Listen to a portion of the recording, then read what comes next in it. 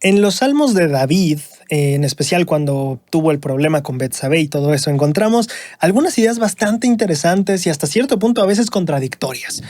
Salmos 51, 3 y 9 van a ser mi ejemplo. Salmos 51, 3. Porque yo reconozco mi transgresión y mi pecado está siempre delante de mí. Versículo 9. Esconde tu rostro de mis pecados y borra todas mis maldades. Ahora, es cierto que a la hora de decir borra todas mis maldades, claro que podemos estar haciendo referencia a perdóname, aplica la expiación para que yo quede limpio, etc. Sin embargo, la frase que me llama la atención es esconde tu rostro de mis pecados.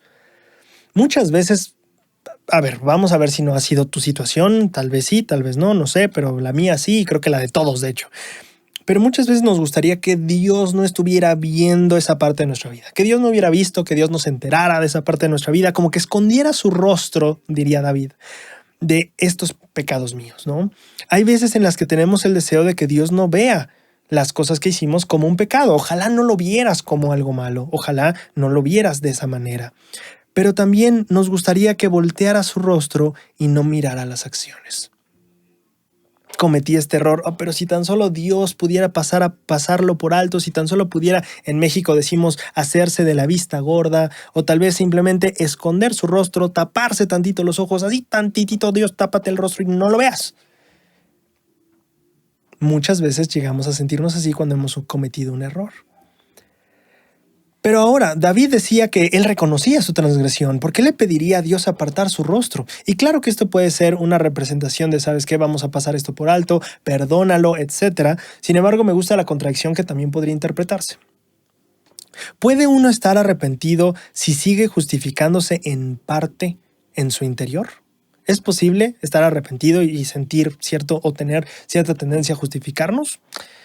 El Manual de Instituto del Antiguo Testamento tiene una frase que llamó muchísimo mi atención en la página 298. Dice, en los Salmos se hace evidente un arrepentimiento profundo junto a la autojustificación. ¡Qué interesante! No dice que parece haber un arrepentimiento junto a la autojustificación. No, dice se hace evidente un arrepentimiento. Y no solo cualquier tipo de arrepentimiento, dice un arrepentimiento profundo. Ah, caray, entonces estamos en un dilema. ¿Cómo puede haber un arrepentimiento profundo junto a la autojustificación? ¿Cómo pueden el arrepentimiento profundo y la autojustificación convivir? No tiene sentido.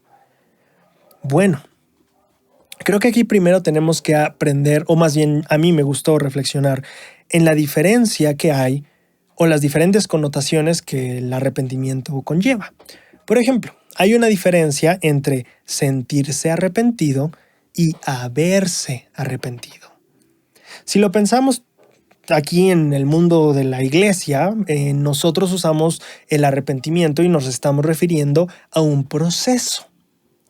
En lo general, hablando no de este proceso, usamos la palabra arrepentimiento para hablar de algunas ciertas cosas que nos pueden causar remordimiento o de las cosas que nos hubiera gustado haber hecho diferente. Y pueden ser desde las cosas más casuales como me arrepentí de escoger este sabor de helado porque no está tan rico. Eso no es un proceso de arrepentimiento, es decir, ojalá no hubiera hecho lo que hice. Y eso puede ser desde lo más básico a incluso cosas más profundas. Me siento arrepentido por haber cometido este error, por haber transgredido de esta manera. Ahora, el sentirse arrepentido no es haber pasado por el proceso de arrepentimiento, es justamente este sentimiento de pesar. Entonces, tiene sentido porque el Manual de Instituto dice, es evidente el arrepentimiento profundo, no el arrepentimiento completo, tal vez, y la autojustificación.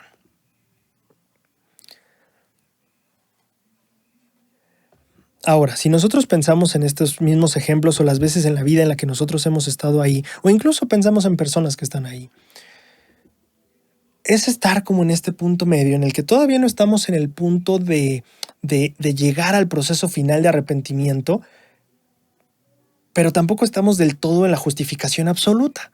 Si lo piensas, el sentimiento de arrepentimiento chocando con la autojustificación está como en el centro. Todavía no estamos aquí el 100% en el proceso de arrepentirnos o de querer hacer todo el proceso, pero tampoco estamos todo plenamente en la autojustificación. Y muchas veces estoy casi seguro que todos hemos tenido esta experiencia. Estamos como en algún punto en el medio, como que sí me siento mal, pero también me puedo autojustificar, pero también me siento mal sinceramente, pero también como que me puedo... Y es interesante porque muchas veces nosotros en ese punto diremos, es que somos unos hipócritas terribles. Y yo diré, pues no necesariamente. Te voy a decir por qué. Porque en nuestros errores tenemos que pasar de la justificación al proceso del arrepentimiento completo, y en ese proceso hay un camino. Cuando tú estás entre el sentimiento de arrepentimiento y de autojustificación, lo que pasa es que ya no estás plenamente en el lado de la autojustificación. Ha habido pasos hacia adelante hacia el proceso del arrepentimiento. No es que seas un hipócrita, es que estás a mitad del camino, y es justo que estés igual de cerca de los dos lados. Eso se llama justamente estar en medio del camino, estar justo a la mitad de los dos extremos. Ahora, pero esto serviría de algo, porque al final de cuentas, si nosotros pensamos, bueno, pero no está arrepentido, no está avanzando hacia el proceso o no está completando el proceso, la verdad es que yo he aprendido que cada paso tiene su propio valor. Apenas en el programa que grabamos de nuevo de Lecciones en el Pozo, de 13 millas la semana pasada, hablábamos de que Moroni dice, ¿no? Una oración que no es sincera o de verdadera intención, pues no aprovechan mucho. Y yo le comentaba a Jacob, bueno, pues al final no tiene el provecho que nos gustaría, pero tampoco es que pues solo dejemos de orar porque hoy no tengo tanta intención, ¿no? O sea, cada paso cuenta. Cada paso cuenta. Y si tú estás en este punto de sentimiento de arrepentimiento profundo que es sincero, porque de nuevo yo no creo que esto sea hipocresía, y también el sentimiento de justificación no necesariamente implica que eres alguien falso, sino más bien que estás en este proceso de la decisión, este proceso del camino. En este momento es tu decisión si te inclinas hacia uno o hacia el otro. Salmo 51, 16, 17 dice algo que creo que en este caso es muy pertinente. Porque tú no quieres sacrificio que yo sí daría. No te deleitas en holocausto. Los sacrificios de Dios son el espíritu quebrantado. Y luego viene una parte que a mí me fascina de la Escritura. El corazón quebrantado y contrito no lo desperdiciarás tú, oh Dios. Creo que muchas veces nosotros, cuando tenemos poco de algo, no sabemos cómo utilizarlo de la manera eficiente o cómo hacerlo rendir. Pero aquí dice que el corazón quebrantado y contrito no lo desperdiciarás tú, oh Dios. Creo que incluso si tú estás en esta parte, en esta disyuntiva, en este centro, diciendo es como que me siento arrepentido, como que me justifico, etc.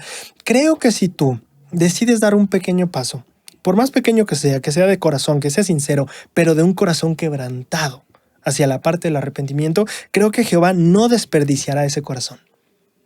Él sabe perfectamente qué hacer con cada parte de tu corazón que tú deseas entregarle. Si tú le entregas lo mejor que puedas, y así sea un paso pequeño, Él sabe qué hacer con eso. Él no desperdicia eso. Al contrario de nosotros, que de repente cuando ya hay poco, no sé, algo en el recipiente o en el vaso de agua, decimos, ay, bueno, ya. No, Dios no desperdicia esos pequeños pasos tuyos. Dios no desperdicia esos esfuerzos por más pequeños que sean. Dios no desperdicia ningún esfuerzo tuyo. El corazón quebrantado y contrito no desperdiciarás tú, oh Dios. Así que aunque a veces te puedes sentir como si fueras un falso o un hipócrita por estar aquí en el centro, la verdad es que cada paso que tú des hacia el proceso del arrepentimiento, aun cuando todavía estés en parte de esta disyuntiva, cada paso cuenta, cada paso es aprovechado por Dios. Dios no desperdicia cada esfuerzo de tu corazón quebrantado y tu espíritu contrito. A medida que nosotros no solo tengamos un corazón quebrantado por el dolor de nuestro pasado, sino también un espíritu contrito dispuesto a hacer cambios y ajustes, cada paso y esfuerzo que demos jamás será desperdiciado por el Señor.